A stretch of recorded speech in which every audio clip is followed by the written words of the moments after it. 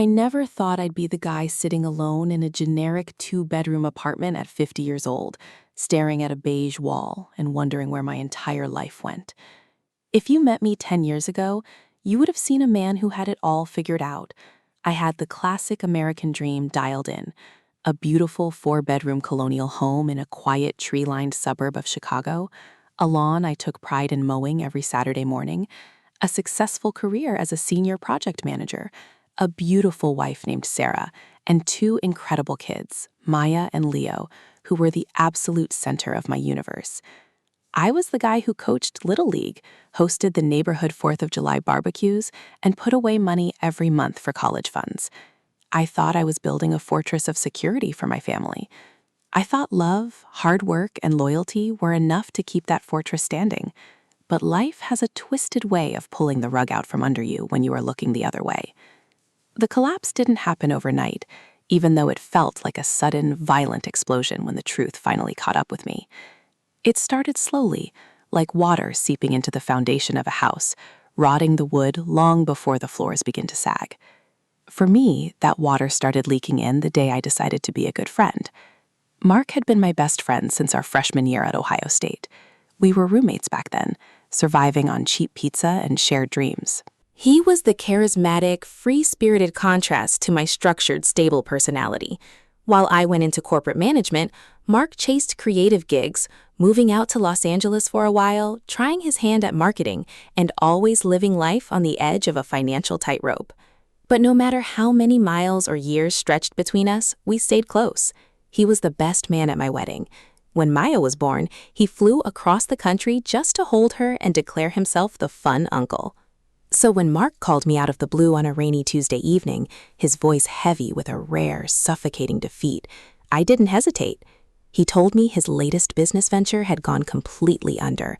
His girlfriend had kicked him out of their place, and he was staring down the barrel of bankruptcy. He needed a place to get back on his feet for a couple of months. I talked to Sarah about it that night in our kitchen while making dinner. She seemed a little hesitant at first, mentioning that having an extra adult in the house might disrupt the kids' routines, but I brushed her worries aside. I told her it was Mark. He was family. He wouldn't be a burden, and besides, he was going through a rough patch. We had the space. Our finished basement had a comfortable pull-out couch, a full bathroom, and plenty of privacy. Sarah eventually smiled, kissed my cheek, and said I was too good for my own good. I took it as a compliment. I felt like a provider, a protector, someone who could shield the people he cared about from the harsh storms of the world.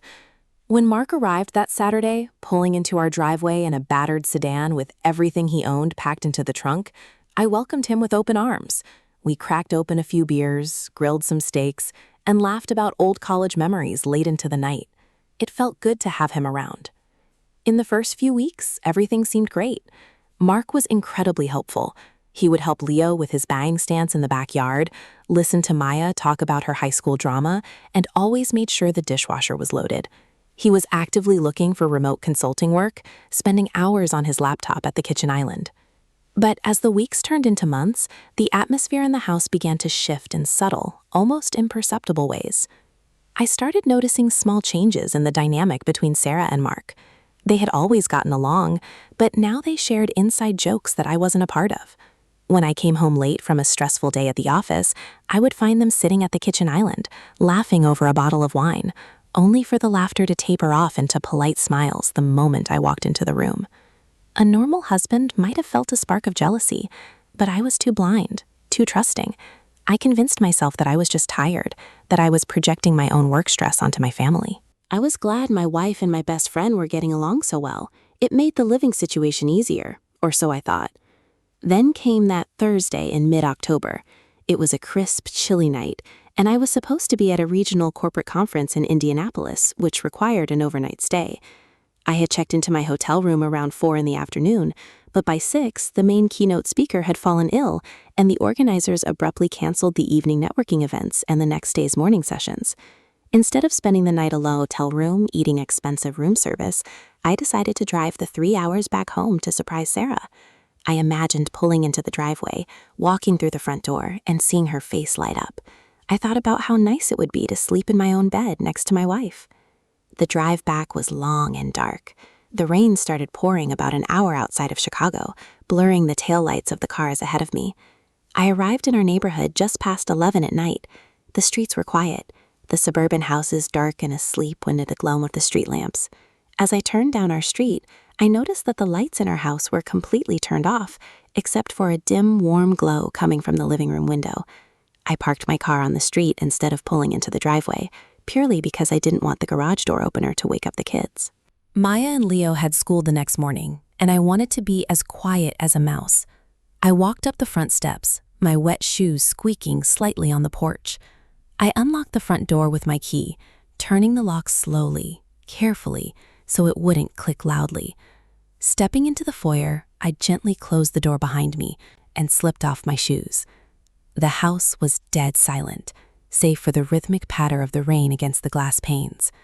The air felt heavy, thick with a strange stillness that made the hairs on the back of my neck stand up. I walked toward the kitchen to grab a glass of water before heading upstairs. As I passed the living room, the dim glow I had seen from the outside resolved into the flickering light of the television on the wall, muted to absolute silence. And that is when my world didn't just crack, it vanished beneath my feet. There, on the large sectional couch where my family spent our Sunday movie nights, were Sarah and Mark. They weren't just sitting together, they were completely entangled in each other, wrapped in a blanket, lost in a passionate, desperate embrace that shattered any illusion of innocence. I stood frozen in the shadow of the hallway, the glass of water slipping from my hand and shattering on the hardwood floor with a sharp, deafening crash. The sound shattered the silence of the house like a gunshot. Sarah and Mark scrambled apart in a panic, their eyes wide with a mixture of terror and guilt as they looked toward the darkness of the hallway where I stood. The flickering light of the muted television washed over their pale faces. For a long, agonizing 5 seconds, nobody moved. Nobody breathed. I looked at the woman I had loved for over 2 decades, the woman I had built a life with, and then I looked at the man I called my brother. The betrayal was so visceral, so sudden that I couldn't even form a word. My chest tightened, a suffocating heat rising up my throat. Sarah was the first to speak, her voice trembling, a high-pitched whisper that sounded completely foreign to me. She tried to pull her shirt down, her hands shaking violently. She took a step toward me, reaching out into the dark. She started stammering, telling me it wasn't what it looked like, that it was a mistake, that they were just talking and things got out of hand. But the lies were useless. The truth was written in the messy blankets, the discarded wine glasses on the coffee table, and the sheer, unadulterated guilt radiating from both of them. Mark stood up slowly, keeping his distance, his hands raised in a defensive posture, muttering apologies that sounded hollow and pathetic. I didn't scream. I didn't throw a punch. The sheer magnitude of the shock seemed to paralyze my vocal cords and numb my muscles. I just turned around, walked out the front door into the freezing rain, got into my car, and drove aimlessly into the dark Chicago night, leaving behind the wreckage of the life I thought I knew. I drove for hours that night, the windshield wipers slapping a cruel, hypnotic rhythm against the glass as the city skyline blurred into a smear of cold neon lights. I ended up in the parking lot of an all-night diner off the interstate, sitting in the dark with the engine idling, watching my breath fog up the windows. My mind was a chaotic storm of memories, rewriting every single interaction from the past 6 months. Every late-night laugh I'd overheard, every sudden silence when I walked into a room, every time Sarah had encouraged me to take a weekend golf trip or stay late at the office to secure that promotion. It all took on a sinister, sickening clarity. I wasn't just a husband who had been cheated on. I was a man who had been completely hollowed out from the inside, a stranger in my own life. When the sun finally broke through the gray morning clouds, I knew I had to go back. Not to fight and not to reconcile, but because my children were going to wake up for school, and I refused to let my collapse happen in front of them. When I walked through the front door at 6:30 a.m., the house smelled of stale wine and regret. Mark was gone. His car wasn't in the driveway, and the air mattress in the basement was hastily deflated and shoved into a corner. Sarah was sitting at the kitchen island, still wearing the same clothes from the night before. Her eyes were red, swollen, and dark. She looked up at me, waiting for the explosion, waiting for the screaming match that every textbook divorce story promises. But I had nothing left in my lungs. I walked past her without a word, went upstairs, woke up Maya and Leo with the most forced, agonizingly cheerful voice I have ever produced, and made them breakfast. Watching them eat their cereal, completely oblivious to the fact that their parents' marriage was a smoking ruin, was a special kind of hell. After I dropped them off at school, I came back to the house, and the execution of my old life began. What followed over the next 8 months was a masterclass in legal warfare, and I was the casualty. I had always believed that the legal system was built on fairness, but I quickly learned that in a messy divorce, fairness is an illusion. Sarah didn't apologize after that first day. Instead, she hardened. It was as if her guilt transformed into a desperate need to justify her actions by making me out to be the villain. She hired a high-priced, aggressive family law attorney who specialized in scorched earth tactics. Because I was the primary breadwinner and had spent 25 years climbing the corporate ladder, the court looked at me as a financial engine, not a human being. Sarah's lawyer painted a picture of me as an emotionally distant, workaholic husband who had abandoned my marriage long before she ever sought comfort elsewhere. The infidelity, I was told by my own exhausted lawyer, rarely mattered in the eyes of the family court when it came to dividing assets. The legal bills started piling up, swallowing my savings accounts whole. Piece by piece, the life I had spent 3 decades building was systematically dismantled.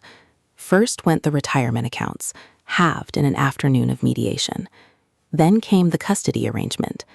Because of my demanding work schedule and the frequent travel required by my project management position, Sarah was granted primary physical custody. I was relegated to a visitation schedule, every other weekend and a rushed dinner on Wednesday nights. The kids, confused and hurt by the sudden split, internalized the tension. Sarah subtly controlled the narrative, dropping hints that my selfishness was the reason the family broke apart.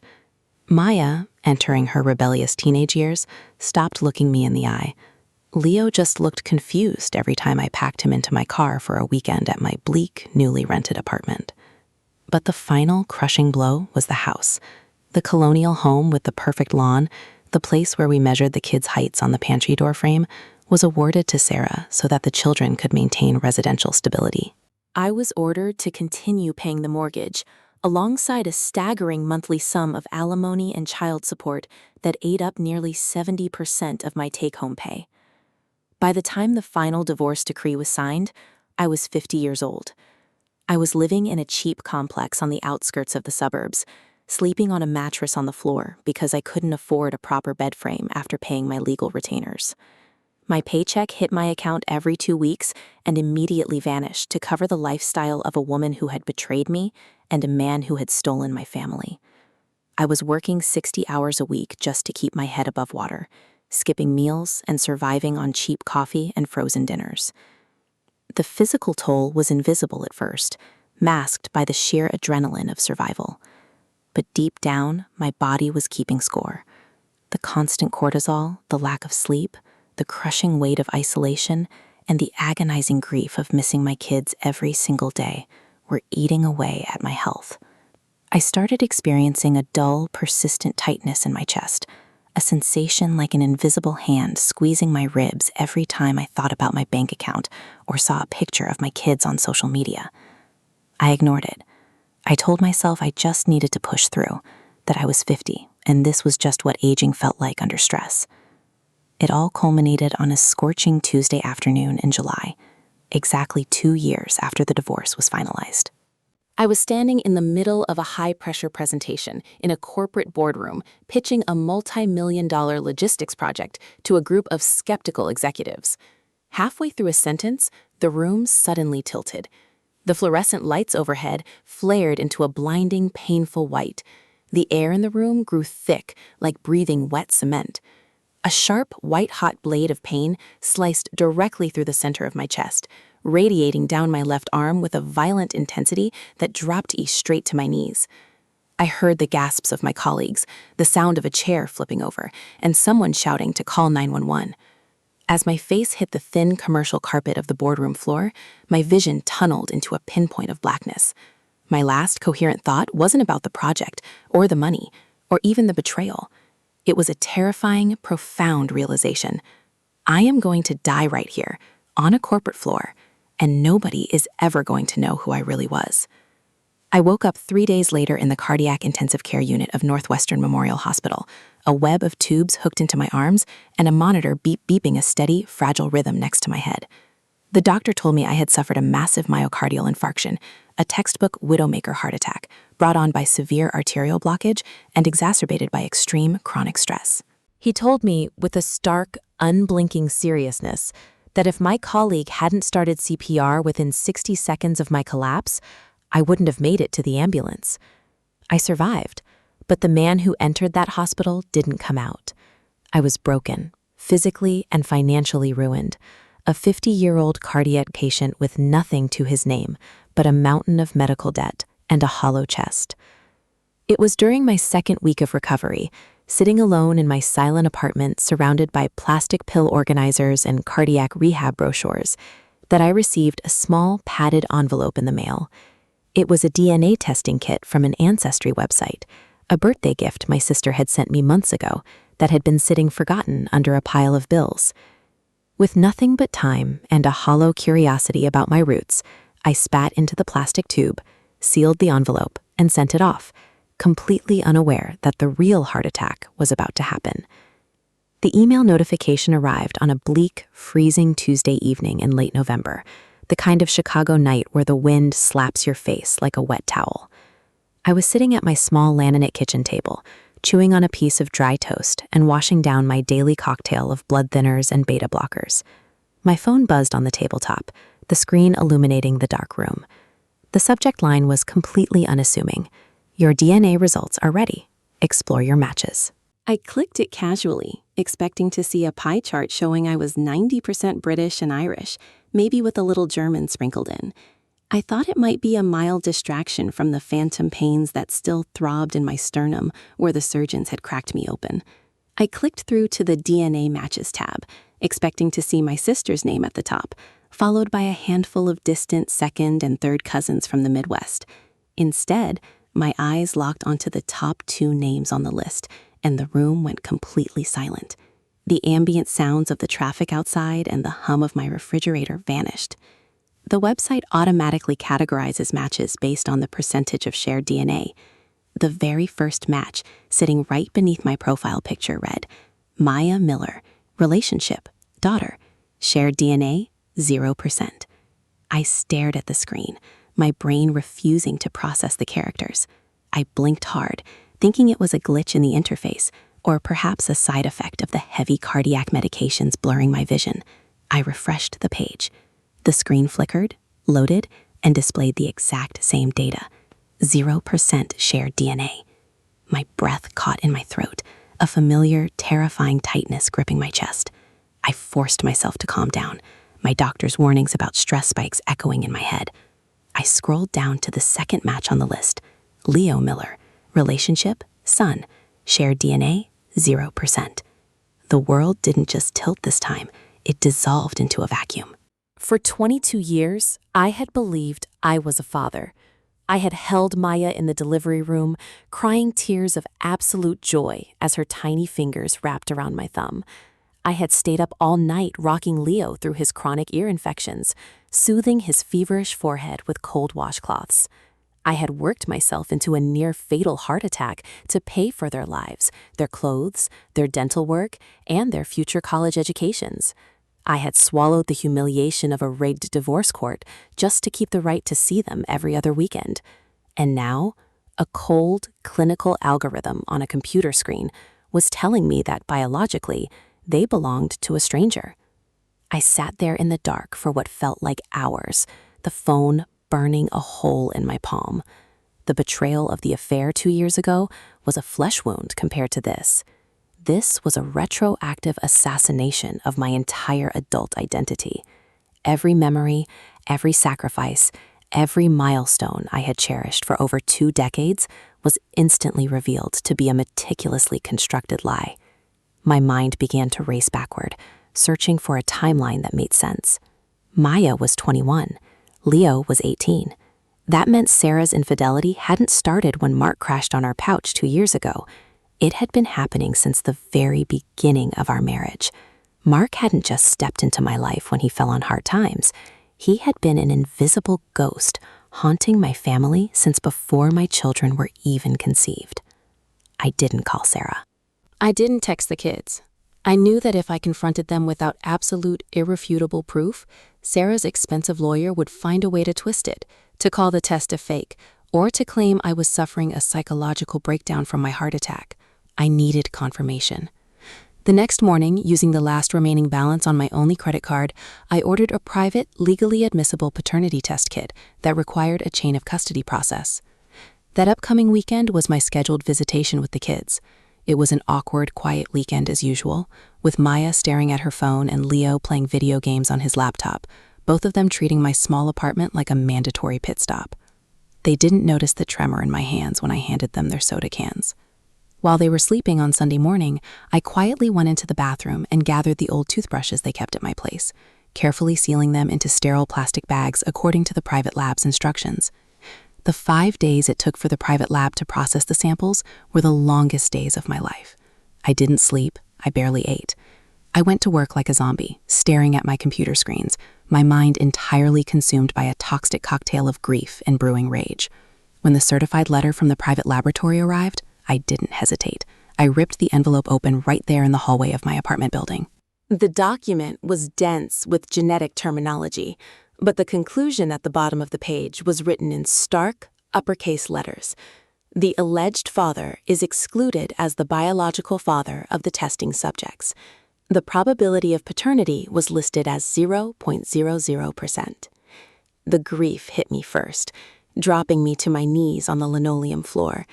I wept for the versions of Maya and Leo that existed in my heart, the children I thought were mine.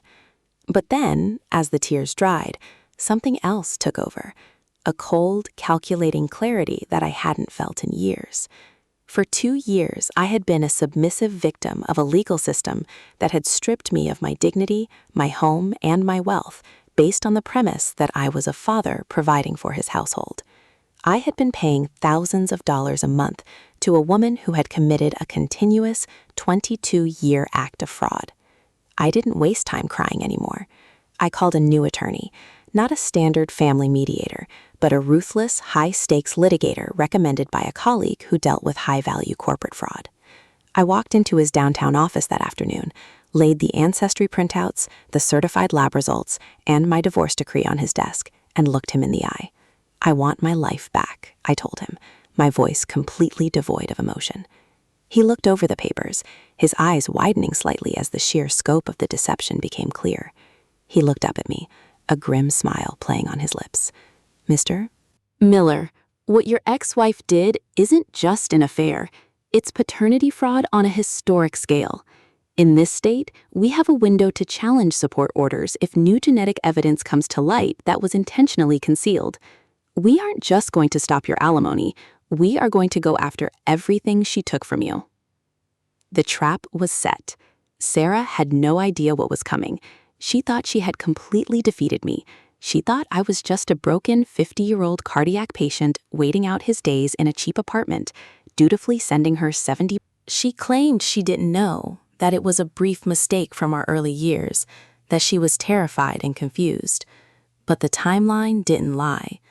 Both children shared 0 genetic material with me, yet they matched perfectly with each other as full siblings. The biological father wasn't a stranger from a random mistake. A quick subpoena of Mark's old records confirmed he was the match. They had been playing me for a fool from day one, using my stability, my steady paycheck, and my trusting nature to finance a family they secretly built together. The emergency court hearing took place 3 weeks later in a wood-paneled courtroom downtown. Sarah arrived with her high-priced lawyer, but the aggressive, confident posture they had carried during our divorce was completely gone. Sarah looked pale, her hands trembling as she sat at the defense table. When the judge, a notoriously no-nonsense woman with 20 years on the bench, read the genetic reports, the atmosphere in the room froze. My attorney didn't mince words. He presented 22 years of tax returns, mortgage statements, health insurance premiums, and the original divorce decree, outlining a calculated, systematic financial exploitation. He argued that the court had been weaponized to enforce an illegal judgment based on a profound lie. The judge's ruling was swift and devastating. Under the state's paternity fraud statutes, because the fraud had been actively and intentionally concealed, the original support orders were not just modified, they were terminated immediately. The alimony was wiped out. The child support mandates for Leo were dissolved. But the real victory was the house. The judge ordered that the colonial home be placed on the market within 30 days, with 100% of the equity from the sale awarded directly to me as partial restitution for the decades of fraudulent maintenance. Furthermore, the court granted us the right to pursue Sarah and Mark civilly for the recovery of past funds paid under false pretenses. Watching Sarah break down in tears as the judge banged her gavel was a moment I had replayed in my mind 1,000 times. But when it actually happened, I didn't feel a surge of malicious joy. I just felt a profound, exhausting sense of relief. The heavy weight that had been squeezing my chest since my heart attack finally lifted, replaced by a clean, quiet stillness. The hardest part wasn't the courtroom or the money. It was the kids. A week after the hearing, Maya called me. Her voice was cracked and fragile, stripped of the teenage attitude she had carried for the past 2 years. She asked me if it was true. She asked me if I was still her dad. I sat on the edge of my bed in that small, generic apartment, looking at a framed photograph of her and Leo building a snowman in our old front yard when they were kids. I took a deep, steady breath, my heart beating in a perfect, healthy rhythm. I told her that genetics are just biology, a code written in a lab. I told her that the man who taught her how to ride a bike, who stayed up all night when she had the flu, and who loved her unconditionally from the second she drew her first breath, was the man talking to her on the phone right now. I told her I wasn't going anywhere. It took time, but the truth eventually cleared away the poison Sarah had fed them. Maya and Leo began visiting my apartment on their own terms, not because a court-ordered schedule forced them to, but because they wanted to rebuild a relationship based on real honesty. Today, at 51, my life looks entirely different. The colonial house was sold, and the equity allowed me to wipe out my medical bills, buy a beautiful townhome near the city Lake Hunt, and finally invest in my own future. I left the high-stress corporate project management gig for a consulting role that allows me to work 40 hours a week and actually enjoy my mornings. Mark vanished into the wind the moment the legal papers hit, leaving Sarah to handle the financial and social fallout alone in a rented condo. Sometimes I look back at the man who collapsed on that corporate boardroom floor, and I barely recognize him. He was a man dying under the weight of someone else's lie. It took losing everything, my marriage, my home, my wealth, and nearly my life, to finally discover the truth. I am no longer the victim of a betrayal. I am a man who survived the worst storm life could throw at him, stood back up, and claimed his life on his own terms.